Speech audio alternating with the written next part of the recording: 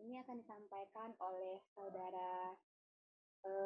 saudara Novik Adriana kepada Kang Novik Adriana. Waktu dan tempat saya persilahkan dengan secara hormat.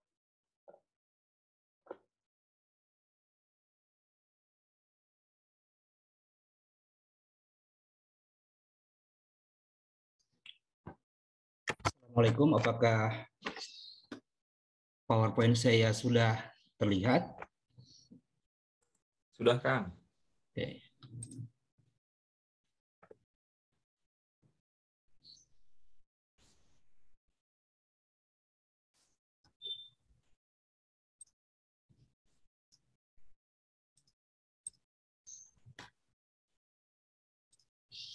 Sebentar ya.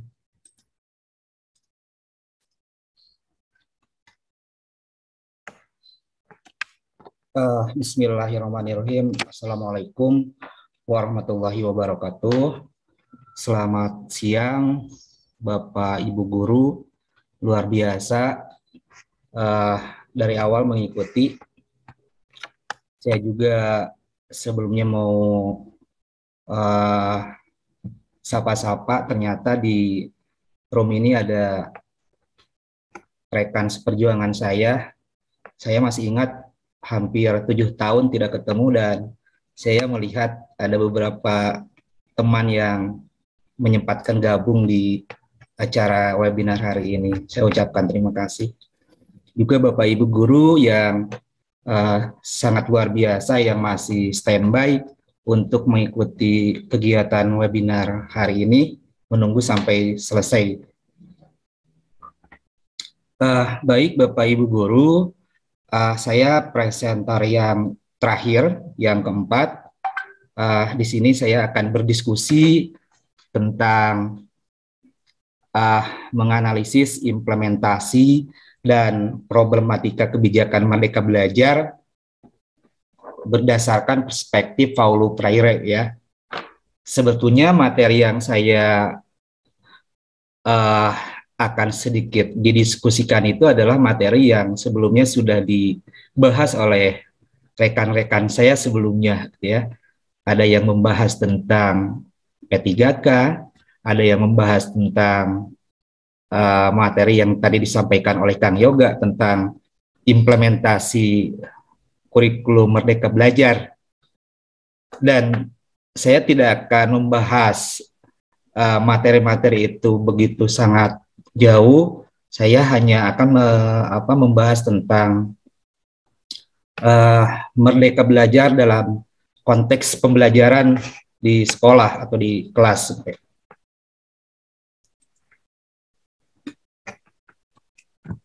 Saya awali dari latar belakang. Kita tahu saat ini Kementerian Pendidikan dan Kebudayaan, Mas Nadiem, tahun 2019 menjadi pelopor tentang berbagai program-program yang ditawarkan untuk merekonstruksi sistem pendidikan di kita di Indonesia, yang mana berangkat dari berbagai masalah yang terjadi, utamanya dalam hal penetapan orientasi tujuan pendidikan. Jadi kondisi pendidikan yang sebelumnya dianggap stagnan, dianggap kurang relevan dengan kondisi saat ini, dengan berbagai kebijakan yang dikeluarkan oleh Mas Menteri ini, mencoba untuk merekonstruksi sistem pendidikan saat ini. Nah, program Merdeka Belajar adalah sebetulnya perubahan paradigma dalam sistem pendidikan. Wacana besar yang selalu digaungkan atau diglorifikasi yaitu tentang kita mengenal dengan moto yang sangat terkenal gitu ya. Ada istilah Merdeka Belajar Guru Penggerak. Nampaknya dengan kepemimpinan Mas Menteri sekarang ini banyak sekali program-program yang ada kata penggeraknya gitu ya. Teman-teman, kita tahu ada sekolah penggerak, ada guru penggerak, ada organisasi penggerak gitu ya. semua digerakkan gitu ya. Nah, ini juga membuat kita berpikir berarti selama ini orang-orang yang terlibat dalam sistem pendidikan dianggap stagnan, dianggap statis ya, tidak melakukan pergerakan. Ada beberapa kebijakan yang saya tulis di sini, ada 4 kebijakan yang menjadi perhatian Mas Menteri ini ya, yang menjadi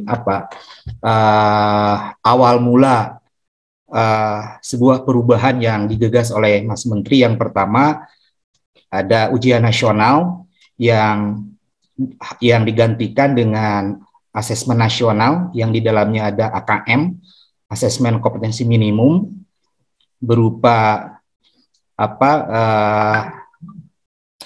asesmen literasi, numerasi, dan survei lingkungan gitu ya.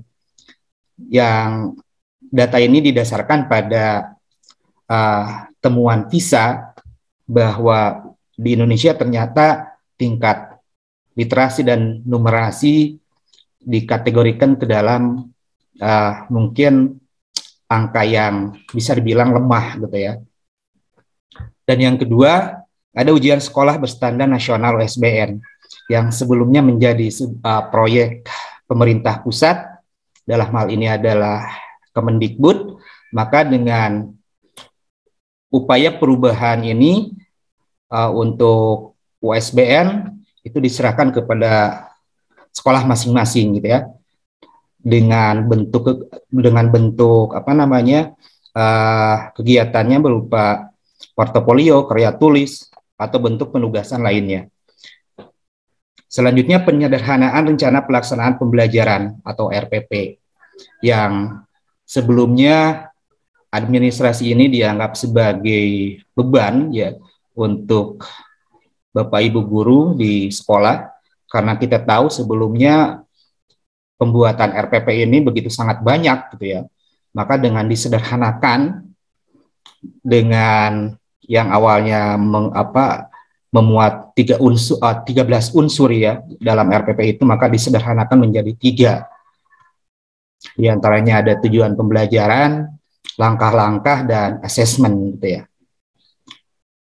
Atau kita tahu di sekolah itu RPP 1 lembar sekarang ini ya. Terus yang terakhir yaitu penerimaan peserta didik baru atau PPDB. Sistem zonasi yang diperluas, tapi tidak termasuk daerah 3T. Ya. Kebijakan ini awalnya untuk memberikan pemerataan sebaran peserta didik yang mendaftar ke sekolah, ya, supaya tidak terjadi sekolah-sekolah yang dianggap favorit gitu. Terus saya lanjutkan.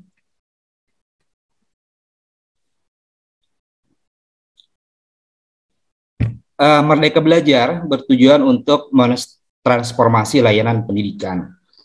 Bapak Ibu guru, saya di sini akan memfokuskan bagaimana Merdeka Belajar diterapkan dalam konteks pembelajaran di kelas gitu ya. Yang pertama, belajar sebagai kewajiban atau tugas. Maka dengan dengan program Merdeka Belajar ini diharapkan belajar itu menjadi pengalaman yang menyenangkan. Kita tahu bahwa praktek pembelajaran yang sebelumnya dianggap konservatif, dianggap konvensional, yang mana proses pembelajaran itu berpusat kepada guru ya,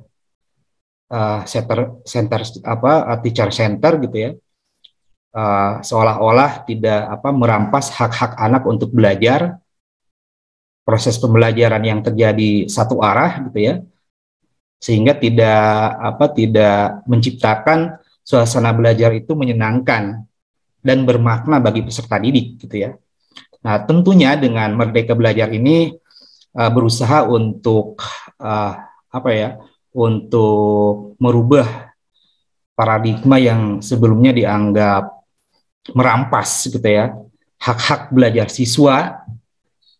Otomatis dengan program ini peserta didik bisa bisa lebih senang ada di sekolah, merasa enjoy gitu ya, dan tentunya merasa semangat dalam belajar. Di lapangan masih ada yang menganggap peserta didik bahwa sekolah itu ibarat penjara gitu ya. Mereka terkadang takut untuk datang ke sekolah gitu ya, takut berhadapan dengan guru, takut mengerjakan tugas-tugas guru dan lain sebagainya. Dan ini membuktikan bahwa ternyata proses pembelajaran di kita gitu ya tidak benar-benar memerdekakan hak-hak belajar bagi peserta didik. Itu yang pertama. Yang kedua, guru sebagai penyampai informasi atau pengetahuan.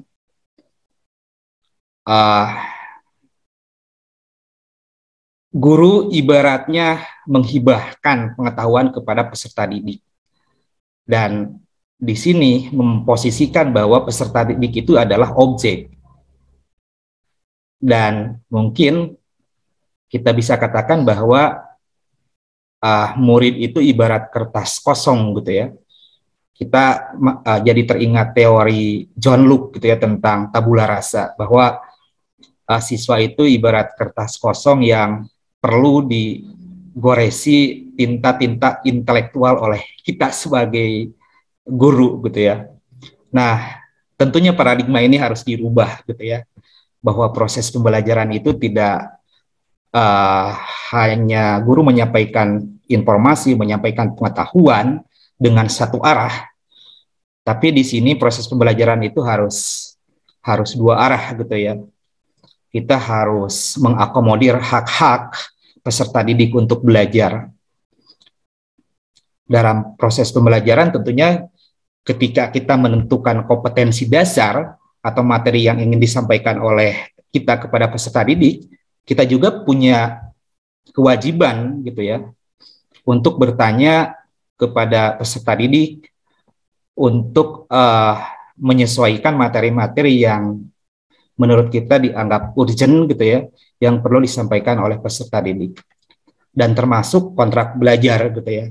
Dan ini juga menurut saya bagian dari proses gitu ya,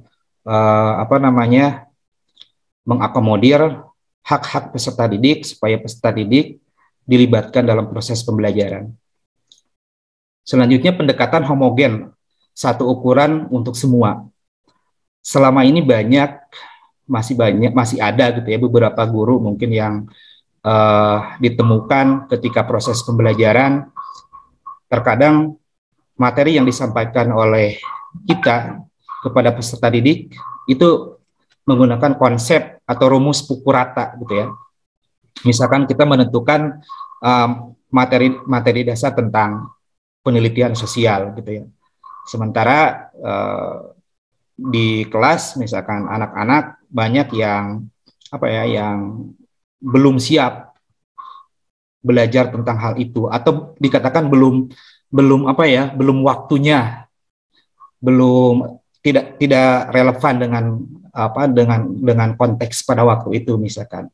Nah, ini juga guru harus betul-betul gitu ya memiliki menurut saya persiapan perencanaan, mendiagnosis gitu ya, mendiagnosis pembelajaran, mendiagnosis berbagai hal tentang perkembangan psikologis, latar belakang sosial, keluarga gitu ya, media pembelajaran dan sebagainya. Lalu guru juga dituntut untuk memiliki kemampuan untuk mendiagnosis pasca pembelajaran yang bertujuan untuk melakukan perbaikan gitu ya, proses pembelajaran itu sendiri. Nah, dari pendekatan homogen ini diharapkan ada perubahan, yaitu pendekatan berpusat pada siswa atau berbasis kebutuhan siswa gitu ya. Nah, ini nampaknya proses-proses ini yang terkadang dilupakan gitu ya oleh guru ketika mengajar di kelas. Terus kegiatan pembelajaran belum optimal memanfaatkan teknologi. Kita tahu hampir selama 2 tahun ini, selama COVID gitu ya, sepertinya awal-awal guru mengalami sebuah culture shock gitu ya. Bagaimana kita harus beradaptasi dengan teknologi gitu ya. Sehingga banyak sekali ditemukan saya yakin gitu ya, hampir setiap sekolah Bapak Ibu guru yang sedikit sulit gitu ya beradaptasi dengan teknologi ini. Karena proses pembelajaran dituntut untuk belajar online gitu ya. Nah, sehingga pembelajaran pemanfaatan teknologi ini perlu dikuasai oleh guru. Guru harus memiliki kualifikasi, kompetensi untuk untuk terbiasa menggunakan teknologi. Apalagi di era sekarang gitu ya. Hampir semua menggunakan teknologi, termasuk kebijakan kurikulum Merdeka Belajar gitu ya. Salah satunya di sana ada platform Merdeka Belajar yang tentunya menggunakan teknologi-teknologi yang yang harus dikuasai oleh guru. Guru jangan anti gitu ya terhadap teknologi-teknologi ini. Karena saya yakin guru zaman sekarang ketika mereka anti menjauhi teknologi, saya kira guru akan tertinggal gitu ya, akan tertinggal. Terus pemangku kepentingan bekerja dengan sistem sendiri gitu ya. Kalau dulu mungkin sebelum ada kebijakan yang sekarang banyak diterapkan gitu ya, pemangku kepentingan itu bekerja dalam sistem sendiri-sendiri. Misalkan satuan pendidikan, ya mereka bekerja dengan sendiri-sendiri gitu ya, sehingga kebijakannya tidak sama gitu ya dengan sekolah-sekolah yang lain. Maka dengan sekarang gitu ya, kebijakan itu satu arah gitu ya.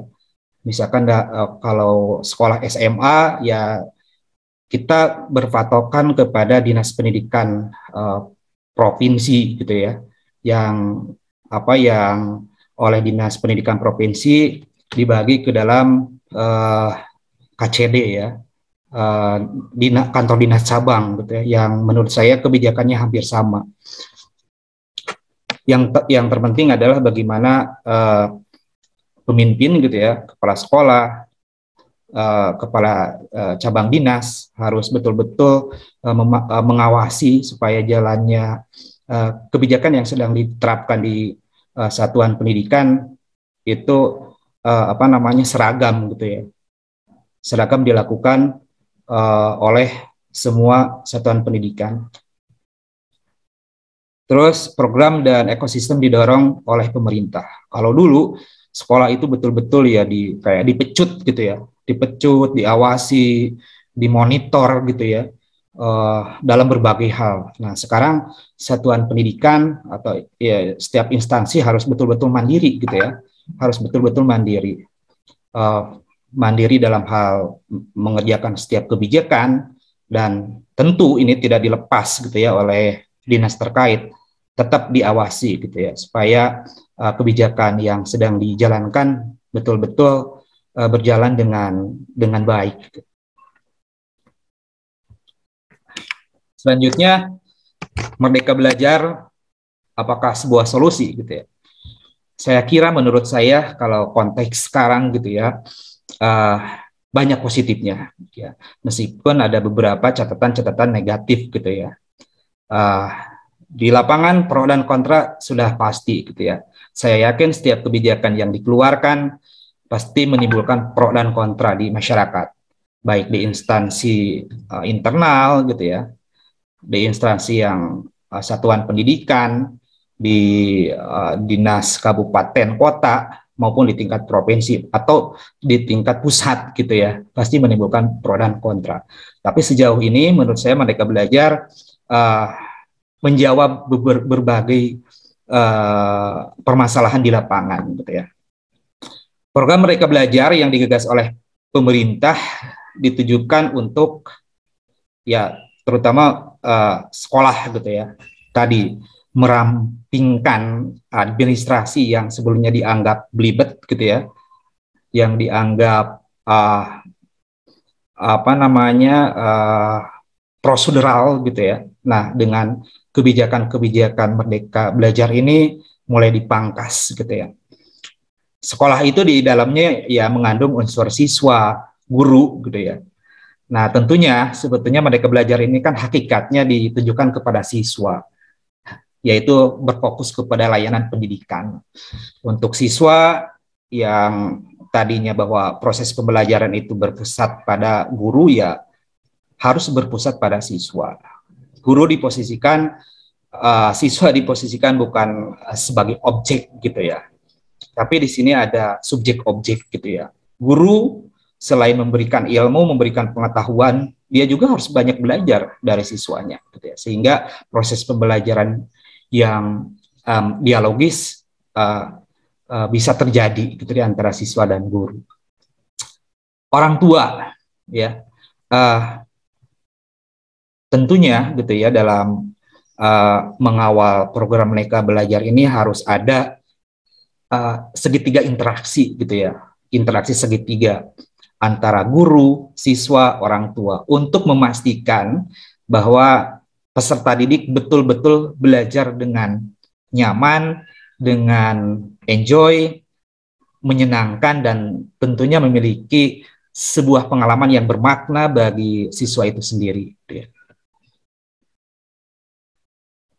Saya lanjutkan ini tentang analisis, implementasi, dan problematika kebijakan Merdeka Belajar menurut perspektif Paulo Freire gitu ya. Sedikit tentang biodata beliau. Lahir di Recife, Brazil, 19 September 1921, meninggal di Sao Paulo, Brazil, 2 Mei 1997. Beliau adalah seorang tokoh pendidikan, praktisi pendidikan asal Brazil dan teoretikus pendidikan yang berpengaruh di dunia gitu ya. Menggugat sistem pendidikan yang telah mapan dalam masyarakat Brazil. Jadi beliau selalu mengkritisi tentang sistem pendidikan yang diterapkan pada waktu itu ya, pada masanya di Brazil ya. Salah satunya adalah beliau menggugat sistem pendidikan yang telah mapan dalam masyarakat Brazil. Kita tahu bahwa ternyata pendidikan, akses pendidikan di setiap negara pada waktu itu hanya menguntungkan orang-orang yang dianggap memiliki uang gitu ya, atau kapitalisme, hanya menguntungkan orang-orang kapital gitu ya, dan sebetulnya tidak menyentuh masyarakat kecil gitu ya di setiap negara, salah satunya yang di Brazil pada waktu itu. Sistem pendidikan yang ada tidak berpihak pada masyarakat katanya, tidak berpihak kepada masyarakat miskin, tetapi sebaliknya justru mengasingkan dan menjadi alat penindasan oleh penguasa. Jadi sistem pendidikan yang ada di Brazil itu, pendidikan itu malah membuat distingsi ya, malah membuat jarak gitu ya, bahwa pendidikan itu ya hanya menguntungkan kelompok-kelompok mereka, tapi tidak menguntungkan masyarakat kecil, masyarakat miskin. Kita jadi teringat gitu ya tentang perjuangan beliau ketika dia menjadi sebuah aktivis pendidikan di Brazil. Dia dalam ceritanya dia mengajar hampir 300 buruh tebu gitu ya pada waktu itu. Karena apa? Karena dia tersentuh gitu ya, dia terpanggil jiwanya karena melihat kondisi masyarakat pada waktu itu yang buta huruf gitu ya, tidak bisa membaca, menghitung. Maka dia langsung terjun sendiri gitu ya, mengajar para buruh pabrik, buruh tebu di Brazil sebanyak 300 orang dalam waktu 45 hari. Dan luar biasa gitu ya, dengan perjuangan beliau dia menjadi mendapatkan sebuah pengakuan pada waktu itu di Brazil gitu ya, dan membuat karir dia menjadi terangkat gitu ya. Menurut uh, Paulo Freire, pendidikan pembebasan adalah membuat mereka yang tertindas, yang diistilahkan oleh Freire, atau terbelenggu suatu keadaan menjadi suatu kemerdekaan, kemandirian, tak terikat atau terjerat dalam keadaan yang mendominasi dirinya, gitu ya. Jadi konsep yang ditawarkan oleh Paulo Freire itu adalah pendidikan pembebasan, gitu ya, membebaskan orang-orang dari jurang kebodohan, gitu ya. Dan saya lanjutkan. Nah, paradigma proses pembelajaran dalam konteks Merdeka Belajar, ya tadi sebelumnya saya jelaskan, yang tadinya teacher center learning dirubah menjadi student center learning, gitu ya. Itu hakikat yang tertuang dalam program Merdeka Belajar, gitu ya. Selanjutnya saya akan menjelaskan tentang salah satu konsep yang dikemukakan oleh Paulo Freire, ya, tentang banking education, gitu ya. Jadi banking education itu adalah model pembelajaran yang dilakukan oleh guru, gitu ya, ketika mengajar di kelas. Banking education itu memposisikan peserta didik atau siswa itu ibarat sebuah celengan, tempat menabung, dan guru adalah orang yang menabung, orang yang menyetor pengetahuan kepada peserta didik, gitu ya. Dan menurut saya teori ini menarik, gitu ya, dan ini sangat masih relevan, gitu ya. Masih ada praktek-praktek ini yang dilakukan oleh guru-guru di sekolah, gitu ya. Nah, bagaimana ciri-ciri atau indikator pendidikan gaya bank itu, the banking education itu? Yang pertama, guru mengajar, murid belajar, gitu ya. Guru mengajar, murid belajar, gitu ya. Jadi seolah-olah guru itu hanya memindahkan pengetahuan kepada peserta didik, menghibahkan pengetahuan kepada peserta didik. Proses pembelajaran tidak dialogis, gitu ya, tidak komunikatif. Hanya begitu, gitu ya, siklusnya, gitu ya. Misalkan guru masuk kelas, guru memberikan tugas, lalu murid untuk dikumpulkan, dan ya seperti itulah prosesnya, gitu ya. Sangat konvensional, gitu ya. Dan saya kira murid tidak diberikan hak-hak, gitu ya, tidak diberikan pengalaman-pengalaman belajar yang luar biasa, tidak ada diskusi dan sebagainya. Ya, guru hanya memindahkan pengetahuan saja, gitu ya. Nah, ibaratnya tadi, gitu ya, bahwa si peserta didik itu diposisikan sebagai celengan, gitu ya, untuk menyimpan pengetahuan-pengetahuan yang ditransfer oleh guru itu, gitu ya. Dan menurut saya proses pembelajaran seperti itu tidak berpengaruh, gitu ya, tidak terlalu berkontribusi untuk untuk menciptakan daya kritik siswa, gitu ya, terhadap hal yang dipelajari oleh mereka. Selanjutnya, guru tahu segalanya, murid tidak tahu apa-apa, gitu ya. Nah, itu tadi, gitu ya, seperti halnya teori John Locke, gitu ya, tentang tabula rasa, gitu ya. Mereka itu diposisikan sebagai sebagai makhluk yang kosong, gitu ya. Dianggap mereka tidak memiliki pengetahuan yang ada di dalam diri mereka, dan tugas guru adalah bagaimana memberikan pengetahuan, bagaimana memberikan goresan tinta-tinta intelektual itu kepada mereka, gitu ya. Nah, jadi anak tidak dianggap menjadi sebuah objek yang tidak memiliki apa-apa, gitu ya. Guru berpikir, murid dipikirkan, gitu ya. Jadi gurunya yang sibuk, gitu ya, memikirkan mungkin peserta didiknya, sehingga murid dipikirkan, gitu ya. Nah, ini saya ya tadi gitu ya, ini proses apa ya untuk melatih uh, daya kritik itu tidak ada gitu ya, tidak dialami oleh peserta didik. Sementara kondisi sekarang kan kita diharuskan gitu ya untuk apa ya belajar itu harus belajar dalam apa sumber belajar itu kepada konteks di lapangan ya, supaya bisa menyelesaikan berbagai masalah yang dihadapi oleh peserta didik. Gitu ya. Guru bicara, murid mendengarkan. Nah ini dia ya yang sering dialami oleh apa namanya oleh guru dan murid ketika belajar. Gitu. Guru berbicara di kelas dengan model pidatonya gitu ya dari awal masuk sampai selesai gitu ya sehingga murid diposisikan hanya untuk mendengarkan saja ya sampai bel berbunyi pulang ya sudah gitu ya proses pembelajaran selesai dan menurut saya ini apa pembelajaran yang kurang bagus juga gitu ya. Guru menentukan peraturan, murid diatur gitu ya. Nah sebetulnya kan di awal ada kontrak belajar yang harus ditanyakan langsung kepada murid gitu ya.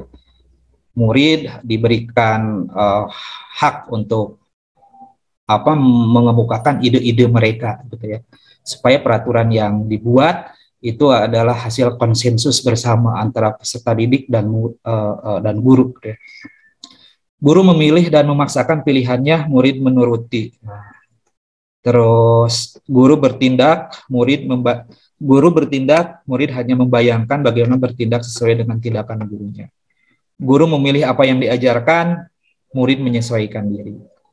Nah, ini termasuk tadi ya ketika menentukan kompetensi dasar, menentukan materi yang diajarkan, guru harus memiliki apa mendiagnosis dulu gitu ya.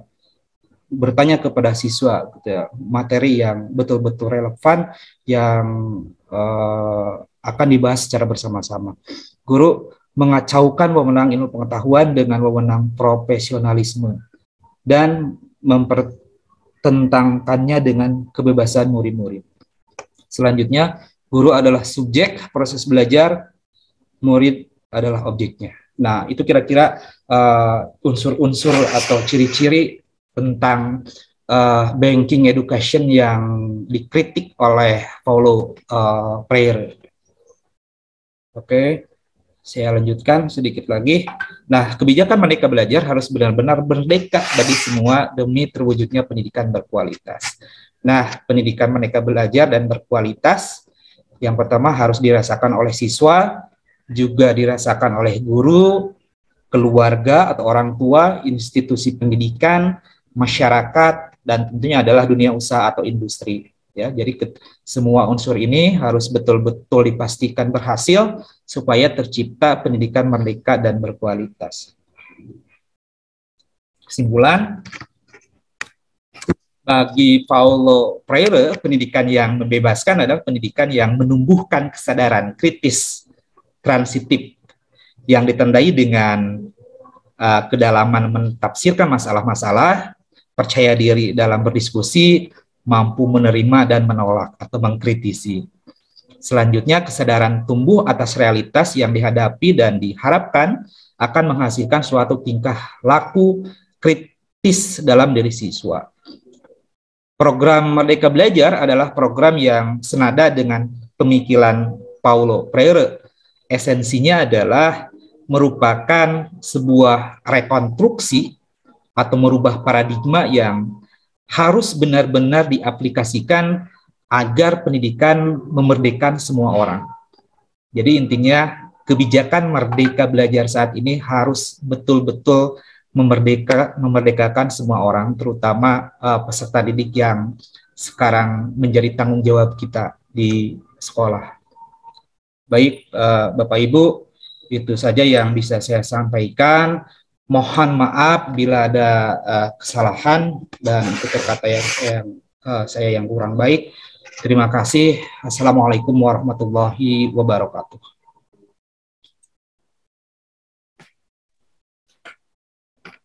Baik, terima kasih kepada Kang Novik atas penyampaian materinya yang sangat luar biasa sekali untuk mengakhiri acara presentasi kita. Mungkin sebelum kita akhiri, saya berikan kesempatan kepada Peserta atau hadirin di sini untuk memberikan pertanyaan atau tanggapan kepada pemateri kita yang terakhir. Kepada para hadirin yang ingin bertanya atau memberikan tanggapannya, saya persilahkan.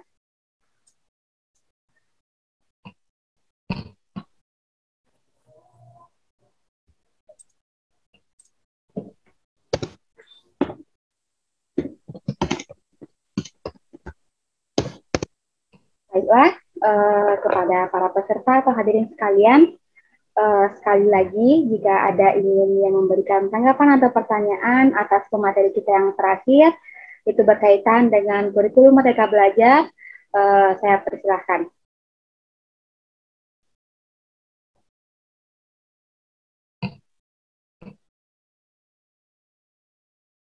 Mungkin sebelum ada peserta atau hadirin sini yang sedang memikirkan, mungkin ada tanggapannya nanti, saya informasikan bahwa sebelum acara ini berakhir, dipersilahkan untuk mengisi link yang telah disebarkan di chat untuk absennya agar memudahkan dalam pembagian sertifikat nantinya.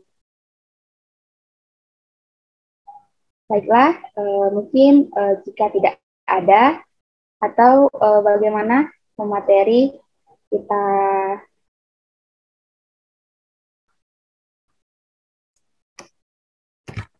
Ya, kalau tidak ada mungkin di ini aja tadi.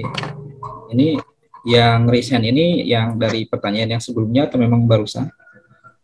sepertinya dari tadi pemateri, soalnya dari pemateri kedua Saudara Habib Rafi Fauzan sudah raise hand gitu ya.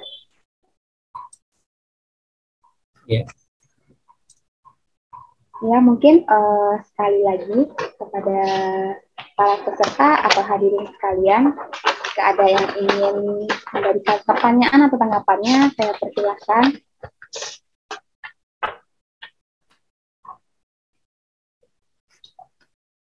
Nah, jika tidak ada, di sini saya punya sebuah pantun gitu ya, untuk para peserta atau hadirin sekalian, jalan-jalan ke Singapura, beli rambutan serta semangka. Jangan malu untuk bertanya sebelum saya akhiri acaranya. Bagaimana? Mungkin kita tutup saja kali ya, karena room yang lain juga sudah menuju room utama. Menuju utama.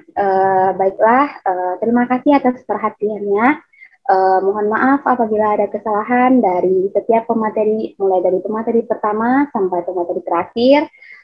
Saya sebagai moderator, Tania Aurea Putri, undur diri. Billahi taufik wal hidayah. Wassalamualaikum warahmatullahi wabarakatuh. Nah, untuk para peserta dan hadirin sekalian, dipersilahkan untuk kembali ke room utama. Terima kasih.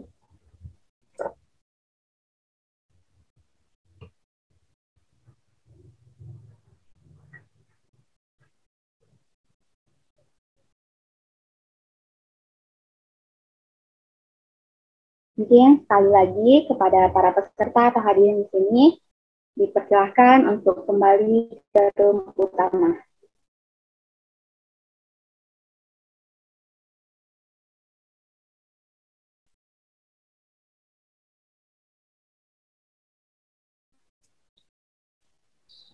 Tania, kalau proses recording ini di Bicode ini aja atau? Nah, kurang tahu Kang, biasanya gimana? Kayaknya udahin aja deh.